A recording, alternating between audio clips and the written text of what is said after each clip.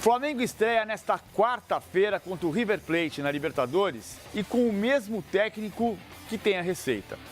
37 anos atrás, foi Paulo César Carpegiani quem recebeu o time de Dino Sani para fazer o Flamengo campeão da Libertadores. No Visão Fox de hoje, ele vai contar como encontrou a formação que todo o rubro-negro recita até hoje como se fosse poesia. Raul, Leandro Marinho, Moseri Júnior, Andrade Adilizico, Tita Nunes e Lico. O Visão Fox com Paulo César Carpegiani começa agora. São 37 anos de distância entre a primeira vez que Paulo César Carpegiani cruzou o portão da Gávea para ser técnico, que ele já fazia parte do mundo do Flamengo fazia tempo, e essa última chegada. 37 anos depois, você encontrou o mesmo Flamengo, Paulo? Não, muito modificado. Outros jogadores, épocas distintas. Eu, quando assumi, todo mundo acha e crê que naquela época eu já peguei tudo de mão beijada. Eu tinha o Adílio, treinava separado. Meus pontos, o primeiro jogo contra o Olímpia era Chiquinho, Carioca e Baroninho. Eu assumi na segunda-feira, na quarta-feira nós jogamos contra o Olímpia no Maracanã, empatamos 1-1. E, enfim, até aquele jogo que teve a consagração, que foi contra o Botafogo, que marcou a época e está nos livros do próprio Flamengo, foi uns 4, 5 meses. E um pouco diferente. Estruturalmente também, hoje o Flamengo é uma potência, né? Investimento, seu comando, etc. Também tudo evoluiu. E é bastante diferente do Flamengo do meu tempo, sim. Eu estou aqui procurando uma experiência do passado que me mostre o que pode acontecer igual ao que pode acontecer com você, se já aconteceu. O mesmo técnico assumir um clube e 37 anos depois ter a missão de ganhar o mesmo torneio que ganhou naquela época. Estou falando da Libertadores. Você conhece alguma história parecida com isso, se você ganhar a Libertadores esse ano? Não conheço. Eu acho muito difícil ter alguém com essa história. Acho que não tem. Da coincidência, nós também ambicionamos, logicamente, fazer a grande campanha, porque todo mundo quer. E é um campeonato muito competitivo, todo mundo se prepara, faz as contratações, desde o início, fazendo essas contratações, tornar essa equipe competitiva para poder participar. Algumas com alguma dose de sorte, caem em grupos um pouco mais fáceis, mas é uma competição toda especial, muito rápida, é uma primeira fase que você de 4 classifica com 2, depois ela torna já individualmente, os combates são decisivos, então é uma competição muito importante que antigamente talvez não tivesse tanto valor como tem hoje, que todo mundo dá extremo valor porque é a que mais consagra realmente o time sul-americano é a Libertadores.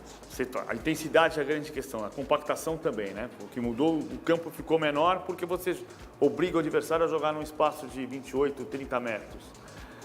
Mas você naquele tempo jogava num espaço fazia coisas aquele Flamengo que se faz hoje. Por exemplo, subir a marcação. Subir a marcação para dar o bote de um lado do campo e obrigar o adversário a ter que inverter o lado da jogada para sair do outro lado com tranquilidade. É superestimar aquele Flamengo ou aquele Flamengo fazia coisas que se faz hoje, apesar de uma intensidade diferente? No início eu tive muita dificuldade. Eu empatei meus primeiros 4 jogos. Eu recordo bem, falecido João Saldanha. Eu tinha um jogador chamado Baroninho, ponta esquerda, consagrado, entrava, fazia gols, e Chiquinho do outro lado. Só que aos poucos eu tenho uma ideia, um pensamento que eu acho que eu tenho que colocar aquilo que eu tenho de melhor para jogar. E cheguei à conclusão, numa determinada época, que era Tita e Lico do outro lado. Então João Saldanha, assim, como é que o Baroninho vai ter a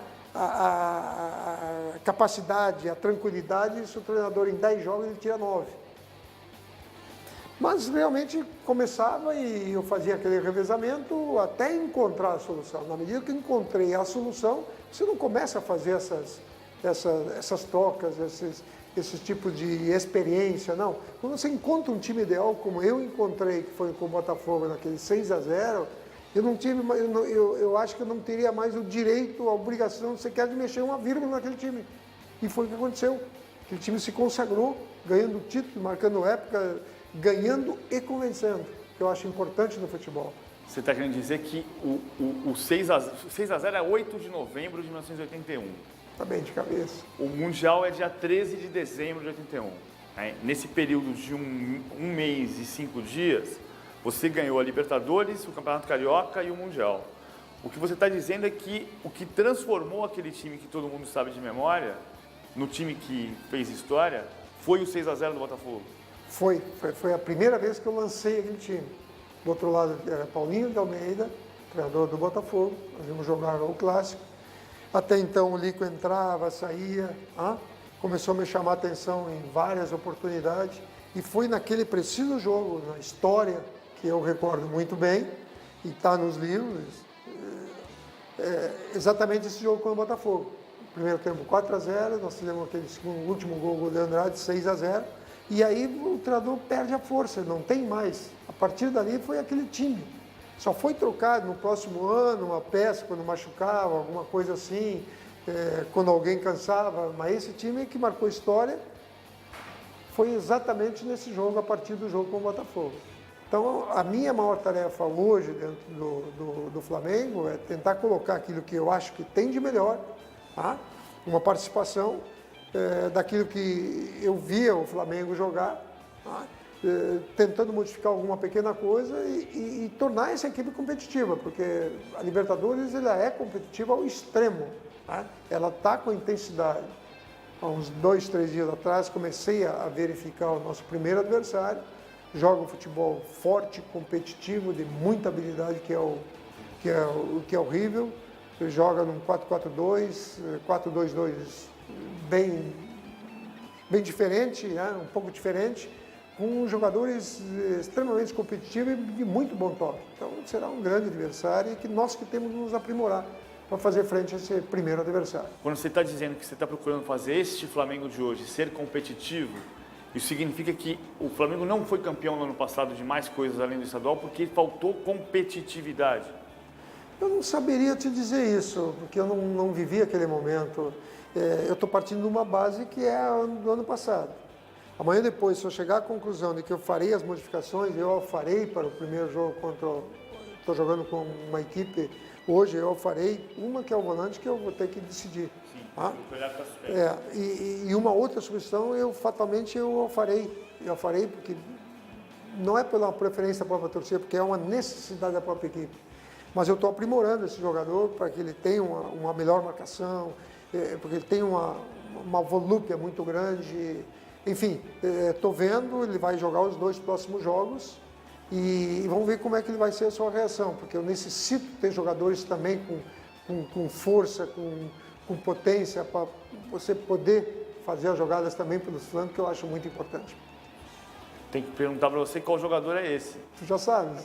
Estou tentando, eu vou dar oportunidade ao Rodinei nos 2 próximos jogos, que vai ter oportunidade, que existe essa necessidade dessa força, essa volúpia jogada pelo flanco, da gente tentando aperfeiçoar. Hoje ele está procurando se aperfeiçoar um pouco mais na marcação, está fazendo treinamentos especiais e vamos ver, fará um revezamento com o próprio Pará para o primeiro jogo. Na linha da defesa. Na linha de defesa. Na esquerda, que eu não tenho a necessidade de chegar, porque eles são tão rápidos em fazer a jogada, e aí eu posso soltar um pouco mais do lado direito. Então, quando você planeja uma equipe, estou falando, tu gosta muito disso, né? Pô, segura um pouco mais, vai soltar um pouco o outro. Aí eu tenho que compensar quem é que vai fazer essa outra ala, e eu tenho, que pode ser o Everton Ribeiro. Então, eu tenho hoje em dia, não existe um sistema só. É importante o jogador executar, é importante você criar dificuldade ao adversário. Então, dentro dessa movimentação, dessa dinâmica, os jogadores estão tentando se comportar, tentando executar dentro do campo de jogo, e eu estou recebendo Então, um pouco diante dessa aperto de datas, né, eu gostaria de ter um pouco mais de tempo, mas não há mais, eles vão ter que dar uma acelerada nessa parte tática, assim, esse comportamento dentro do campo de jogo. Vou voltar para essa questão de como nós estamos revelando ou formando jogadores. Em 2000 você esteve aqui, ficou o primeiro turno do Campeonato Carioca, no começo do ano, e encontrou com o Adriano por aqui, por exemplo. A parte o nome do Adriano, qual foi o jogador que você chegou num time de futebol como técnico, na tua carreira de treinador, e se encantou? Esse menino não tem que pôr para jogar. Foi o Alex, do Curitiba. O Alex não lembra muito bem da história, mas o que me aconteceu é que eu tinha um quarto zagueiro chamado Cláudio, que jogou no Curitiba. Ele disse, pô, tem um menino. Pô, traz um menino, pô. O menino tinha 16 anos. Tá? E aí, quando eu coloquei o menino para treinar, eu já tinha dito, assim como aconteceu com o Adriano, mesma coisa. Eu coloquei para treinar, já ficou comigo. Já coloquei no domingo para jogar. E aí o Alex foi embora, uma qualidade fantástica. Eu tinha Ademir Alcântara, que era o ponta de lança, e eu coloquei o Alex como um falso ponta, para ele fazer esse revezamento com o Ademir. E ele, um menino, uma capacidade, uma condição, toda uma vontade de aparecer, surgir, ele foi o destaque naquele ano que jogou e assim foi embora. O Adriano é a mesma coisa. Trouxe aqui para treinar, estava com dificuldade no torneio Rio-São Paulo. Ele veio, sempre aquela história de que, não, no domingo não tem jogo. Ele veio numa terça ou quarta-feira para treinar. Ele disse, o menino vai ficar comigo. Não, nós temos um final de semana, nós temos jogo. Eu disse, o menino vai jogar comigo. Aí nós fomos jogar com o São Paulo. Torneio Rio-São Paulo. 10 minutos de jogo, 2-0 para o São Paulo lá no Morumbi, 2-0. E aí nós conseguimos diminuir 2-1 no final do primeiro tempo, aí eu chamei o Adriano. O Adriano parece que fez gol, deu passes, uma atuação, foi 5-2. Viramos 5-2 e aí foi o início do Adriano. O treinador já fica meio sem força. Aí já tinha outros jogadores, né, que estavam ali, o Adriano foi enxertado, foi colocado ali, assim começou o surgimento do Adriano. No próximo bloco, você vai saber qual é o torneio que Carpegiani acha fundamental na sua vida. Carpegiani fazia parte do elenco do Inter, que disputou a Libertadores de 76. Foi jogador do Flamengo, que ajudou a classificar para a Libertadores de 81. Mas você sabe quantos minutos ele atuou como jogador na Libertadores? Ele vai contar agora para você. Vou voltar a falar um pouquinho de Libertadores, das suas experiências. 76, você estava naquele grupo do Internacional que não avançou de fase. Você lembra de detalhes dessa campanha? Se eu confessar uma coisa que não vai acreditar, eu fui várias vezes campeão brasileiro, eu nunca consegui disputar um minuto sequer uma Libertadores como jogador. Você tinha lesão de Sempre aconteceu uma coisa, nunca. E é a competição que eu mais valorizo, que eu mais prezo. Então, várias vezes eu tive no Cerro Porteño, fui atrás disso, né? Tive o privilégio de buscar sempre essa Libertadores. Tem muito poucas, mas eu ia atrás, dava prioridade para buscar a Libertadores. Eu sempre valorizei essa competição, porque é a mais charmosa, é a mais consagradora para um profissional, eu acho que é, depois de uma Copa do Mundo, né? Agora, você, apesar de você não jogou em 76, você teve a lesão no final de 75 e teve que se recuperar da lesão, por isso que você não jogou em 76. 93 você foi semifinalista com o Cerro Porteño. Sim, perdemos um jogo que o semifinalista foi com o São Paulo, no Morumbi, um gol do Raí, parece, com 10 minutos de jogo de carrinho, depois nós pressionamos, perdemos o jogo 1-0. Aí fomos jogar em casa, caiu um temporal e o São Paulo deu muita sorte, que nós criamos bastante oportunidade, não tivemos sequer levar para os pênaltis, né? Que seria um empate, nós levaríamos para os pênaltis. Então, é uma competição que eu adoro. Eu adoro, gosto. Tenho o privilégio agora de jogar de novo. Vamos jogar com toda a dor, com toda a força possível para tentar passar as fases que vão nos aparecer pela frente. E qual é a maior pedra no caminho nesse torneio que você adora? A pedra é aquilo que acontece no futebol, você tem que preparar. No futebol não existe coisa melhor que você ganhar. Não é só na Libertadores. Mas em compensação, o outro lado da medalha, que é você perdeu um jogo, o resultado negativo, do outro lado, ele é tão avassalador como a vitória. Porque na vitória você consegue corrigir os defeitos, na derrota é muito mais difícil. Então a pedra no caminho são sempre as derrotas na vida do jogador e principalmente de um treinador que é o responsável por tudo aquilo que acontece numa competição, num jogo de futebol.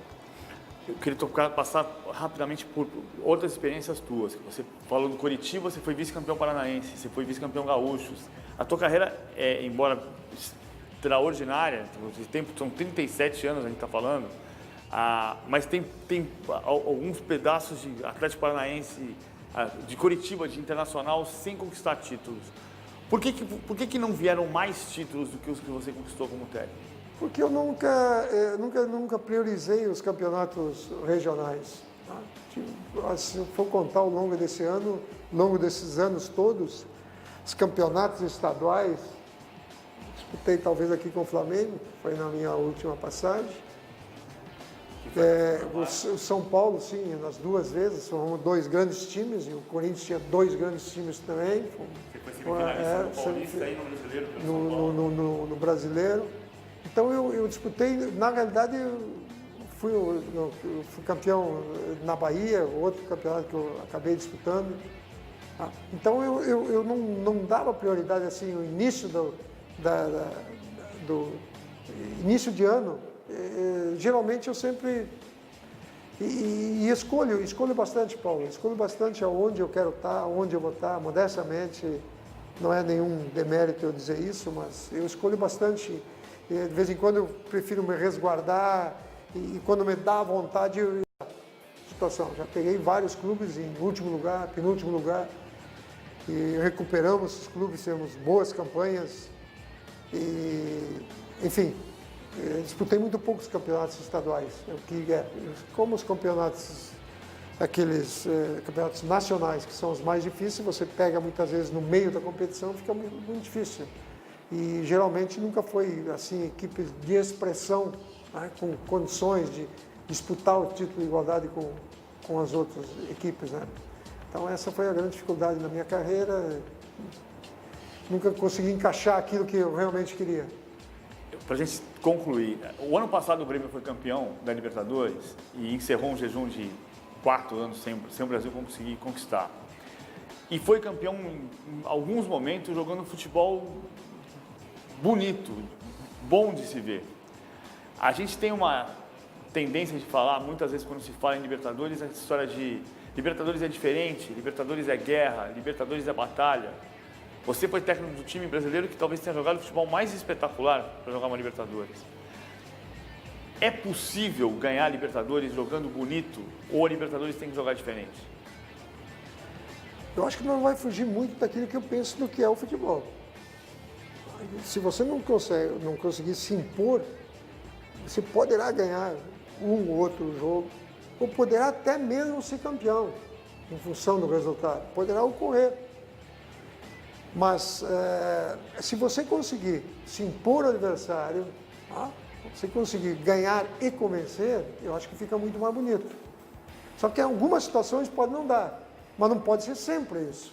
Porque senão esses resultados, apesar de ser uma competição também não muito extensa, mas você não vai ser um campeão por acaso. Dificilmente. As equipes que chegam realmente aquelas que estão apresentando o melhor futebol, estão ganhando e em muitas situações convencendo. Ser campeão por acaso, eu não acredito muito. Ver Copa do Mundo. Não dá zero. Não dá zero. As equipes mais tradicionais, as melhores, aquele com o melhor futebol, geralmente vence. É uma competição curta, de 7, 8 jogos. E a Libertadores é mais ou menos isso aí. Dificilmente dá uma zebra, dificilmente disputa.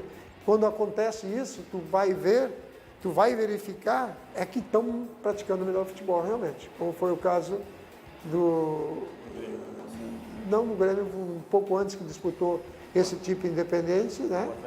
Atlético Nacional, e tu foi ver desde o início. Eu vi o primeiro jogo, quando esse time do Rueda ganhou um jogo, jogou fácil, ganhou 3 ou 4-0, eu vi assim, pô, esse time será o campeão. E foi mesmo. Não sou nenhum mago, não, nada, mas eu vi, ó, tem a grande possibilidade de ganhar. Não ia ganhar, mas tem a grande possibilidade de ganhar e ia chegar. E acabou chegando porque realmente estava um time espetacular naquela época. Só para não pensar que eu estou maluco, você pode ganhar a Libertadores se impondo como foi em 81, mas dá para mandar um ancião, dar uma pancada no cara no campo também, para fazer um pedacinho de guerra. Paguei aquele erro. Paguei aquele erro e assumi. O garoto não tinha nada de culpa. Estou nos livros por causa disso. E outro dia eu estava fazendo uma entrevista com o Zico bem quieto, e eu fiz questão de falar exatamente aquilo. Estou marcado nos livros, tirei todo o brilhantismo do Zico, fazer 2 gols. Final da Libertadores, foi lá em Montevidéu, com aquela coisa que acabei fazendo, foi na nossa frente ali, o cara já tinha acontecido no jogo anterior. Deu um soco no Tita, a bola estava filmando lá no outro lado, do lado do Júnior, e o Tita estava na nossa frente aqui. E tinha um fosso, e o cara deu no soco, o Tita caiu, entra, dá e pode sair. Pô, Anselmo, quem sai? Nunes, pode sair qualquer um, sai Nunes, faltava 2, 3 minutos. Tirei o brilhantismo da festa da Libertadores. Fui suspenso, com justiça, paguei aquilo, não faria mais, mas foi um momento ali já dos jogos anteriores que nós tínhamos enfrentado a equipe naquela final. Você já tinha ganhado a Libertadores, não precisaria daquilo para ganhar a Libertadores. Não precisa disso para ganhar a Libertadores esse ano. Você pode ganhar jogando. Você quer que o seu Flamengo ganhe esse ano jogando bom futebol, é isso? Eu sou detentor eu nunca fui expulso. Sim. Sou detentor do Ford que nem sei se existe mais. Nunca requisitei isso. Então, eu fui um jogador que sempre tentei jogar o futebol, nunca dei um pontapé em ninguém, reclamei bastante, sim.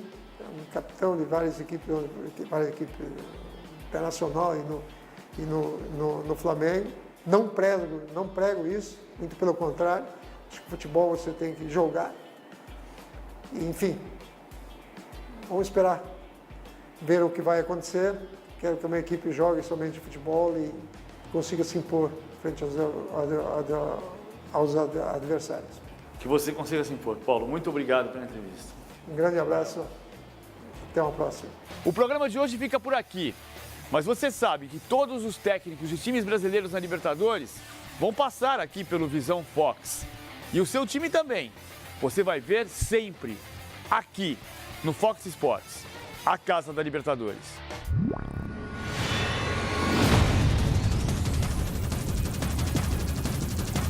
Toyota Prius